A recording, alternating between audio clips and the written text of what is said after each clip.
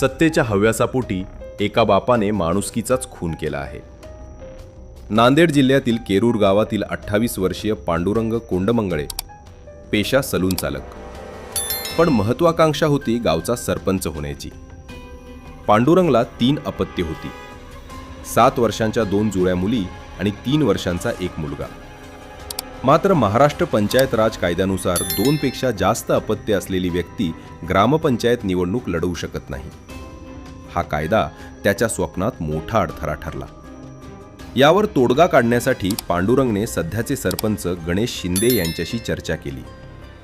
मुलीला दत्तक देण्याचा किंवा सोडून देण्याचा विचार झाला, पण जन्म प्रमाणपत्रावरील नावामुळे हा मार्ग कायदेशीरदृष्ट्या धोकादायक वाटला आणि इथूनच निष्पाप चिमुकलीच्या हत्येचा भयानक कट रचला गेला।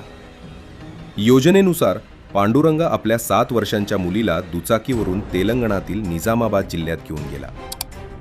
निजामसागर कालव्यात त्याने स्वतःच्या लेकीला थंड पाण्यात ढकलले।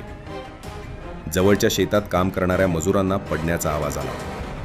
ते धावून आले आणि पाण्यात तरंगत होता एका निष्पाप मुलीचा मृतदेह। निजामाबाद पोलिसांनी मृतदेह ताब्यात घेतला। फोटो सोशल मीडियावर व्हायरल झाले। एका गावकऱ्याने छायाचित्रावरून मुलीची ओळख पटवली आणि सत्य उघडकीस आलं।